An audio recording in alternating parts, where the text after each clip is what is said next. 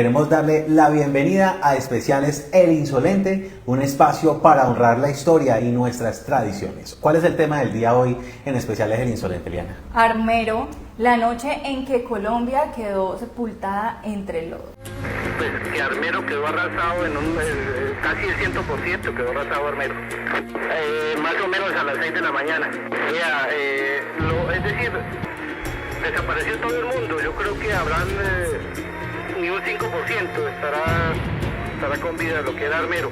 Así es, hoy arrancamos con este especial, pues la noche del 13 de noviembre de 1985 quedó grabada en la memoria de un país que todavía se estremecía entre la violencia y el miedo. Esa noche, el volcán Nevado del Ruiz, un gigante dormido durante más de 140 años, despertó con una furia silenciosa que Colombia no supo escuchar. Lo que comenzó como un rumor en las montañas se convirtió en una de las tragedias más devastadoras de la historia y del país, y una de las mayores catástrofes naturales del siglo. Y por supuesto, la tragedia de Armero. El preludio del desastre. Durante meses, los científicos habían advertido sobre la creciente actividad del volcán. Columnas de vapor, temblores leves, cenizas dispersas y olores de azufre eran señales claras de que algo se estaba gestando bajo la superficie. Pero en un país donde las noticias se pierden entre la política, la incredulidad y la rutina, las alertas quedaron diluidas entre informes técnicos y también la desconfianza de la gente. Los mapas de riesgo existían, las advertencias también. Faltó lo más importante, una decisión oportuna de evacuar. Bueno, vamos a hablar de la erupción como tal, los datos, los registros que nos entrega. A las 9:09 de la noche el Nevado del Ruiz lanzó su rugido. La explosión no fue descomunal, pero sí suficiente para fundir gran parte del hielo y la nieve acumulada en su cima. En cuestión de minutos, millones de toneladas de agua, lodo y rocas se deslizaron por las laderas formando lo que los expertos llaman lahares, ríos calientes de barro que avanzan con la fuerza de una avalancha y la velocidad de un tren. Uno de esos ríos de muerte tomó el cauce del río Lagunilla. A su paso arrasó con absolutamente todo, árboles, puentes, animales, viviendas, y unas horas después llegó al pueblo de Armero, un municipio de más de 30.000 habitantes, conocido por su pujanza agrícola, su espíritu religioso y también su tranquilidad. El reloj marcaba casi la medianoche cuando el silencio fue reemplazado por un estruendo ensordecedor. Un mar de lodo y piedras invadió las calles, destruyó las casas y sepultó a miles de personas mientras dormían. En cuestión de minutos, Armero desapareció totalmente del mapa. No hubo tiempo para oír ni señales de alarma que despertaran a esta población. Solo el rugido de la tierra y el frío del barro. Bueno, los sobrevivientes describieron aquella noche como el fin del mundo.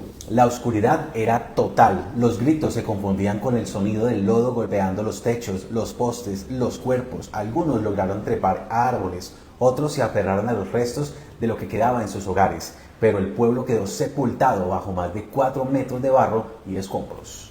Cuando amaneció, el sol apenas alcanzó a iluminar un paisaje de desolación.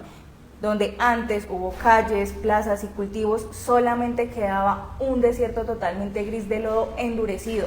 Los sobrevivientes caminaban sin rumbo buscando rostros conocidos. Más de 25.000 personas habían muerto o desaparecido. Armero había dejado de existir. Si me escuchas, yo creo que sí. Reza para que yo pueda caminar y esta gente me ayude. Omaira, la voz que le dio rostro al dolor. Sí, señor, entre las ruinas, una niña de 13 años se convirtió en símbolo de aquella tragedia. Omaira Sánchez, atrapada entre los restos de su casa, resistió durante casi 3 días con el agua hasta el cuello. Los socorristas internacionales y nacionales hicieron todo lo posible por rescatarla, pero la falta de equipos adecuados y la imposibilidad de remover los escombros sin causarle daño hicieron que su rescate fuera imposible. Omaira habló, sonrió, cantó y se despidió frente a las cámaras del mundo.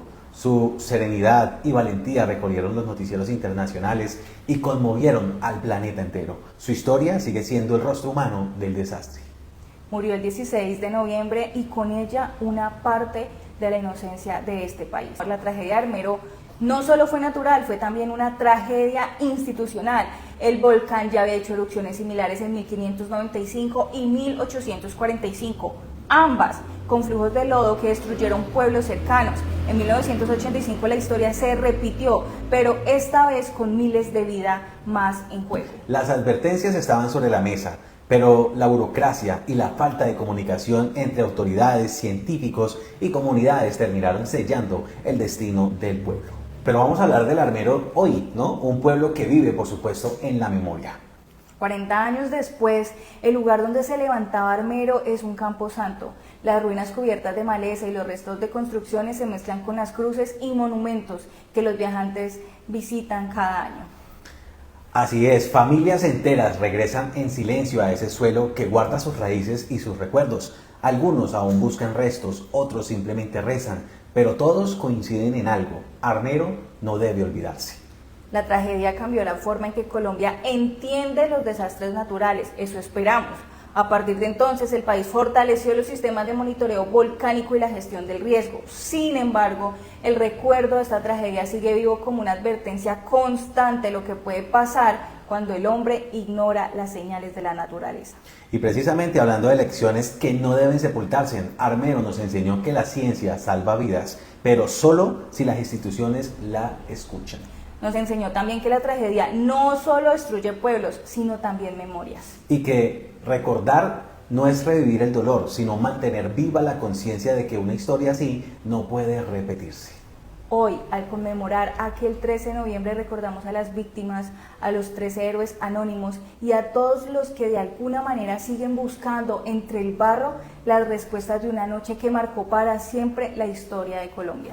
Así es, pues bueno, hoy precisamente en ese especial Armero no está olvidado, Armero sigue ahí, bajo la tierra, como una herida abierta y un llamado a la memoria, y por eso hoy, reemplazando este capítulo de Al Paredón con Guácharo, este especial con la historia de Armero, un pueblo que sigue ahí, como decimos, bajo la tierra, con una herida abierta y un llamado a la memoria.